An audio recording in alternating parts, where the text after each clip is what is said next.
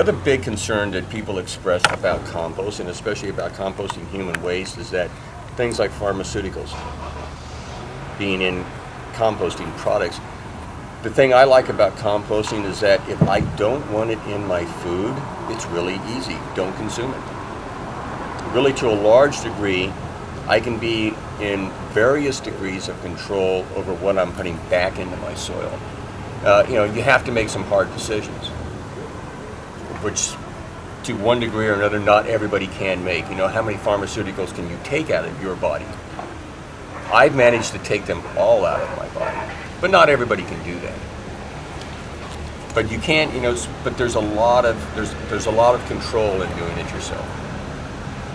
The other thing I like about composting is that when I go out to my garden and go out to my daughter's garden, actually, she's the gardener, and I go out and look at her garden, and I look at her tomatoes, and I look at her peppers and all of that, I know that I produced every avenue of what that is growing in. And when I eat that tomato, I'm going to produce the next media for that food to grow in. So, I'm developing this symbiotic relationship with my food, with my family, and with my ecosystem around me, because part of composting to me is taking care of all that. The other thing about composting is that, is carbon sequestering.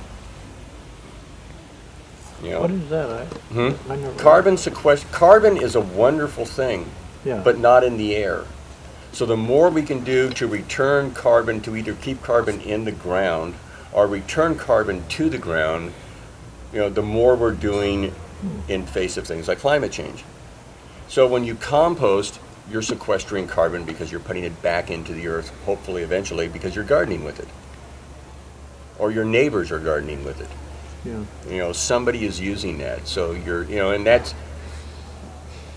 I think that as much as individuals, we can be responsible for things like climate change, and we can be responsible for things like climate change. We need to be, because the truth is that there aren't a lot of governments on this planet that really care beyond the blah, blah, blah lip service they do when they all get together and have conferences and come up with plans about how they're going to do something by 2050, except for it's all voluntary, so they're never going to do it at all.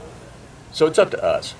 If we want to live in healthy environments, I've concluded that it is up to us to create that environment. If we try to wait for a government agency to create a healthy environment for us, the truth is that they're not very motivated, and they're not very good at it. I mean, government does a few things well, but they do a whole lot of things not very well because they're just too big.